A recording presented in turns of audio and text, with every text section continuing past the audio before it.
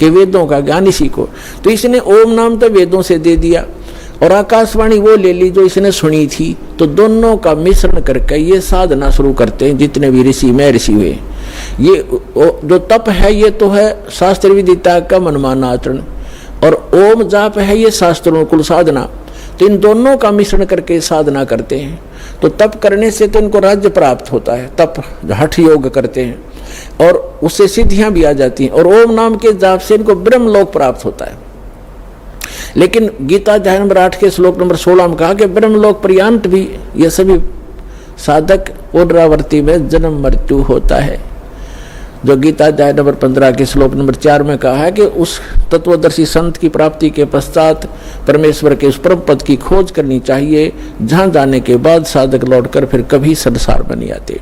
तो वो उस परमात्मा की भक्ति करो जिसने सब ब्रह्मांडों की रचना की। तो वह इससे वो ओम नाम के जाप से वो प्राप्ति नहीं होती। उसके लिए अभी आपको बता दिया था कि 17वें अध्याय के 23वें श्लोक में कहा कि वो 3 मंत्र का जाप है और तत्वदर्शी संत बतावेगा, उससे होगा। तो यहाँ जो प्रसंग चल रहा है, तो यहाँ 7वें अध्याय के 18वें श्लोक में गीता ज्ञानदाता कहता है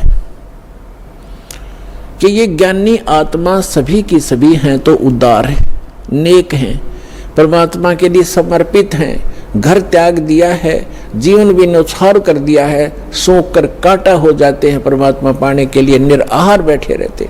लेकिन ये उदार आत्मा मेरे वाली अनुत्तम गति में सरपुरुष, गीता ज्ञानदाता सरपुरुष ये कहता जन्म मृत्यु तक तेरी मेरी भी होगी अर्जुन, तेरी भी होगी मेरी भी होती रहेगी, और युद्ध भी करना पड़ेगा, शांति नहीं हो सकती, शाश्वत स्थान मेरी साधना से प्राप्त नहीं हो सकता। वो तो तत्वदर्शी संत बताते हैं, उनसे सुनो। तो तत्वदर्शी संत ना मिलने से कहते हैं कि ये ज्ञानी आत्मा है तो उदार, ये नेक आत्माएं हैं, परमात्मा के लिए समर्पित हैं। तत्वदर्शी संत के अभाव से ये मेरे वाली यानी ब्रह्म की साधना अनुतमाम अति अश्रेष्ठ घटिया साधना में गति में, घटिया गति में ही आश्रित रह गए। घटिया गति यानी जन्म मृत्यु जब तक नहीं मिटेगी, शाश्वत स्थान नहीं मिलेगा, तो वो साधना वो गति उससे प्राप्त सथीची गति माने वो स्थान भी यूजलेस है, वो गति भी अनुत्तम है।